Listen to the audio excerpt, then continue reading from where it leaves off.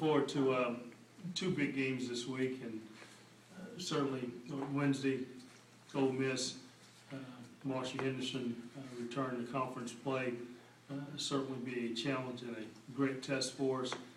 Be a great environment there in Oxford, Mississippi. We're certainly looking forward to that challenge after coming off of a really gutsy, hard-fought battle in South Carolina, where I thought our guys did an excellent job of coming out, playing extremely hard through stretches of the game. Had some turnovers, which South Carolina had a lot to do with.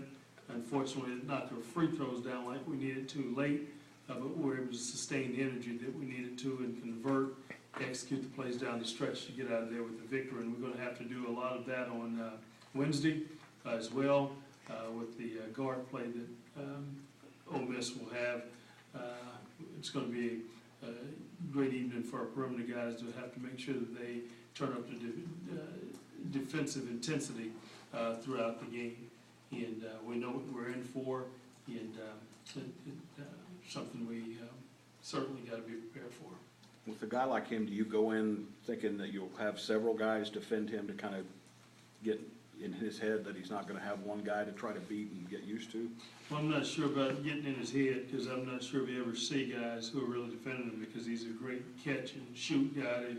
They've done an excellent job of screening for him and getting him open, so I'm not sure how much he worries about that defender. He really works well without the basketball and utilizing angles and worried about where that defender is so he can make his next move to make the next play. But I think teams will have to show him different looks in order to try to force him to score in different ways and hopefully not just allow him to get comfortable. How different does this Ole Miss team play than last season's without Holloway and Buckner on the inside? I think he had more of an inside presence in terms of the ability of strength and athleticism to score because they can score really at the basket with force.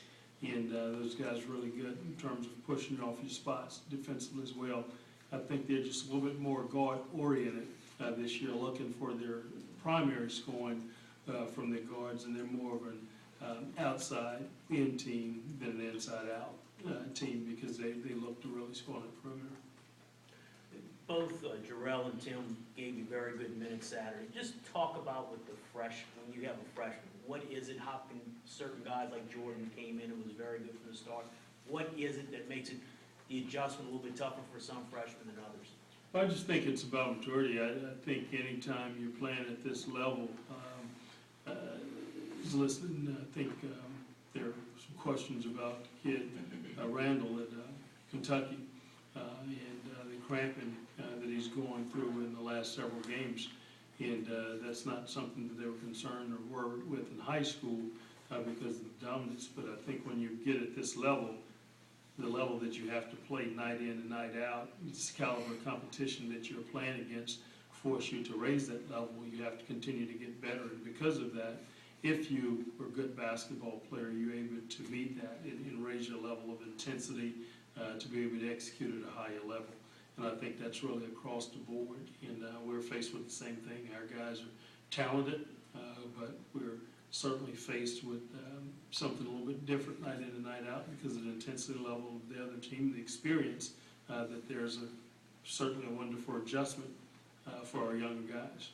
Cox and Jones, though, I mean, in the cross front line, they're still rebounding at about the same rate they did last year. Just you mentioned that they don't have the sort of brute strength there. How is this group different on the glass from a physicality perspective? Well, they long shots, long rebounds that they happen to get. They're able to really stretch you out because you can't play inside. All three of their perimeter guys are excellent shooters. One of them shooting over 50% from the three, and they've had to play without Henderson the last couple of games, but they're still getting looks. And when you have to spread the floor that way, and when they come off of screens, post guys have to help.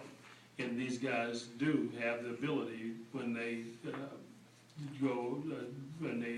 come off the screen in action and they go pitch back, those guys are able to finish at the rim.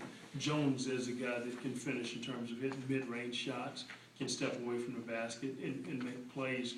But when you talk about Holloway and Buckner, those guys just had that brute strength. They could go from the elbow and get into you and really finish at the rim strong through traffic. So I think that's the difference in their post guys this year compared to the guys last year.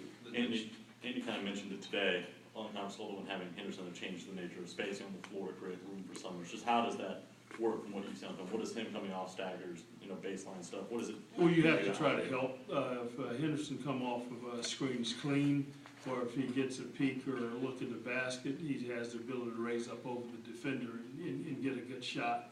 As a defensive basketball team, you have to make sure that you're in help position, and you have to hedge, and you have to try and pick your poison, what you're going to give up. And so you have to try to make sure that you get to Henderson and make sure that he's taking tough contested shots and just not clean looks at the basket, and then that's going to give some of those other guys some freedom to have to make the next play.